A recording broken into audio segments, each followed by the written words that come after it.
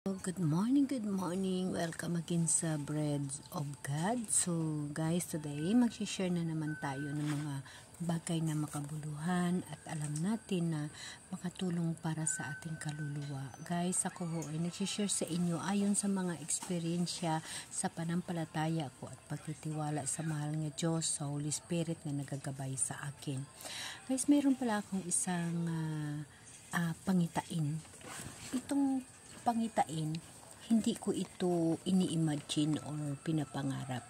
Nung ako'y nakasakit, nung ako'y na-stroke, akala ko aking nakatapusan, Akala ko noong panahon na yun ay yun na yung way ko na ako'y kukunin na ng mahal na Diyos. Ngunit nagkaroon ako ng isang pangitain habang ako'y natutulog. Hindi ko pinapangarap na ako'y kukunin na nung mga panahon na yun. Wala ko sa isip ko yung mga ganyan.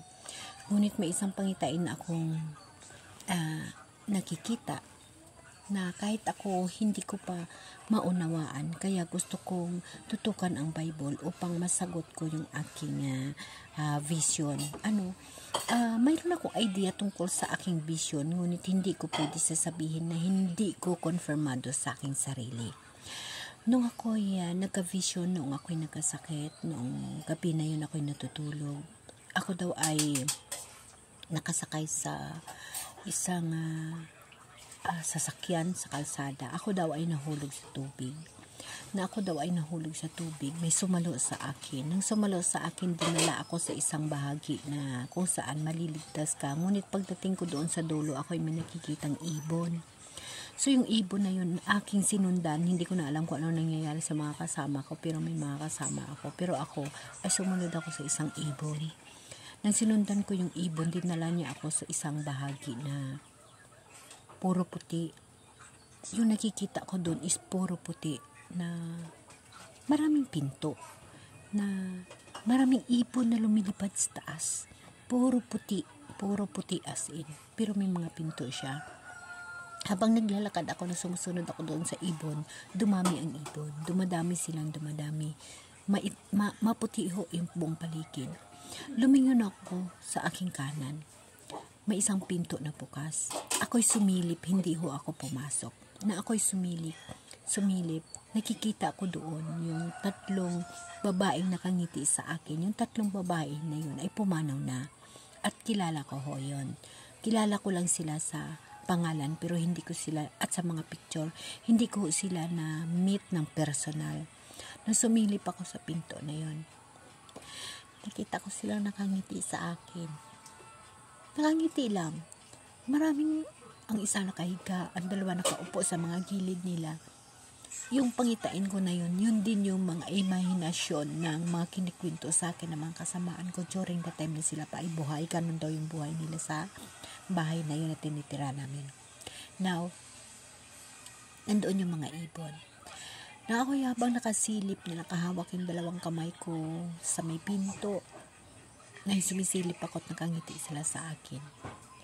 Wala akong ibang narinig sa sinabi nila kundi nakangiti sila sa akin at magsabi na balik ka doon. Yun lang. Yung vision na yun, yung pangitain na yun, nasa isip ko, mayroon na akong conclusion, pero hindi ko isinishare hanggat hindi ko makikita sa Bible, hanggat hindi ko mababasa sa Bible. Pero yun ang sinasabi na ang conclusion sa isip, sometimes binigyan tayo ng mahal na Diyos ng isip upang sasabihin natin, di ba? Para sa akin, hindi ko confirm. Kasi, siyempre, hindi naman ako namatay. Buhay pa naman ako. Para sa akin, ang mga namamatay na nauna sa atin, lahat sila nasa langit, nasa kwarto. Doon lang sila nag-aantay na paghukom. Diba? Diba pag mamatay tayo, ililibing yung ating lupang katawan? Uwi sa alikabok, ngunit yung ating espiritu ay nasa hiwalay sa atin. So, pag mahal ka ng Diyos, Di ba siyempre ang espiritu mo hindi gagala-gala. Iipunin kayo ni Lord, no? Di ba? Buhay pa naman ako, kaya hindi ko alam yung talagang ano ang mga sitwasyon na namatay. Ngunit, yung tatlo na yun, pumanaw na . So, nakita ko sila sa kwarto. Kung ano yung mga ginagawa nila sa lupa na nakahiga ang isa, nakaupo ang isa. Yun din yung nakikita ko doon. At yun lang ang sinabi sa akin. Balik ka doon at nakangiti. No? So, hindi ko mababasa pa at hindi ko maiisip. Ngunit para sa akin, ang mga unang pumanaw na sa atin, nandoon sila sa mga kwarto na yung kasama ng mga angel. Hanggang sa yung mga mabuting tao, yung mga mabuting ginawa. Kasi mayroon mga kaluluwa na paggala-gala daw Daw lang yun kasi hindi pa naman ako patay. At saka hindi ko pa yun nakita. Ang nakita ko lang yung tatlo na pumanaw, yun yung nakita ko dun sa kwarto na kasama ng mga ibon. So, di ba? Sorry guys, pumigil ako ng iyak ko . Okay. So, yun yung aking vision. And now, mayroon akong isi-share sa inyo. I-continuous ko dito sa Ecclesiastico 17 kasi dito sa Bible na ito, dito sa part na ito, no, binabalik-balikan ko. Kasi kung mayroon kayong Bible dyan, makikita ninyo, mayroon siyang Ecclesiastico na nakalagay, Ecclesiastico. Ecclesiastico, iyan siya, yan, Ecclesiastico, yan. Kung mayroon kayong Bible, makikita nyo yan. Alam nyo ba yung nakasulat dito ay talagang ibang-iba. Kasi, isa-isa at maunawaan mo ng gusto.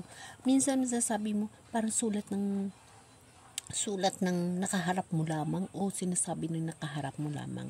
Pero, kung ang Holy Spirit ng Diyos nasa sayo, maunawaan mo, maintindihan mo ang mga pahiwatig at maramdaman mo at saka malaman mo na totoo at maramdaman sa puso mo na tama, no?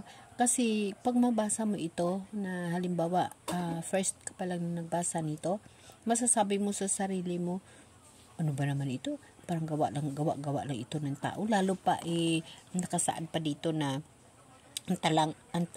sa baba ang talatang ito sa iba, wala sa ibang kasulatan.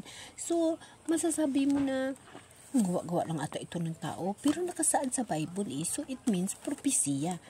Propesya siya na ginawa lang ng matalinong tao, kasi of course binigyan tayo ng mata, isip, puso, no, upang maging matalino. Kasi nakasaad naman kasi dito, wait lang, mapunas muna tayo ng luha. So dito guys, makikita mo talaga sa Ecclesiastico 17 sa verse 12, nakipagtipan siya sa mga tao magpakailanman at ipinahayag sa kanila ang kanyang mga kautusan. So guys, alam niyo ba guys na tayo ay araw-araw minumonitor ng Diyos ang ginagawa natin mula tayong pagkabata hanggang sa lumaki tayo, hanggang sa ganito na araw-araw minumonitor tayo ng Diyos kasi ang Espiritu ng Diyos na sa atin.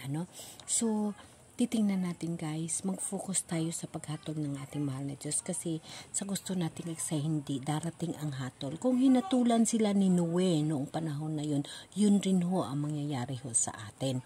At ang nakalagay pa nga, ang panahon ni Noe, ang mangyayari sa atin, hindi siya mag-anaw like noon na talagang tayo yung ianaw, hindi, ngunit mamamatay rin ang lahat ng mga tao kasi si Jesus Christ is mag-judge. Sa mga previous ko na mga video na i-video ko yun kung na siyang mga apostles, kung siyang mga nakatalata sa Bible kung saan siya banda. So ngayon guys, again, dito may isi-share lang ako dito sa inyo. Ang Diyos ang hahatol, no? Nakalagay talaga dito na ang Diyos ang hatol. Alam niyo ba kung bakit? Hahatulan tayo ng mahal na Diyos sa bandang huli, sa huli ng buhay, sa kanyang pagbabalik, sa kanyang second coming. Na nakikita ng Panginoon ang lahat ng ginagawa ng tao at walang nalilingid sa kanya sa anuman.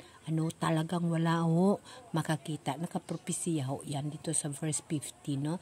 Ecclesiastico 17 verse 15. Nakikita ng Panginoon ang lahat ng ginagawa ng tao at walang nalilingid sa kanya na anuman. Yes. Kahit isip mo, kahit puso mo, nababasa ng Diyos. Kaya, hindi ka pwede magsinungaling. Gagawin mo yun sa tao, gagawin mo yun sa kapwa mo, magsinungaling ka, maggawa ka ng kung anong bagay na hindi kaya-aya sa Diyos. Ngunit sa Diyos, hindi mo matatago yan.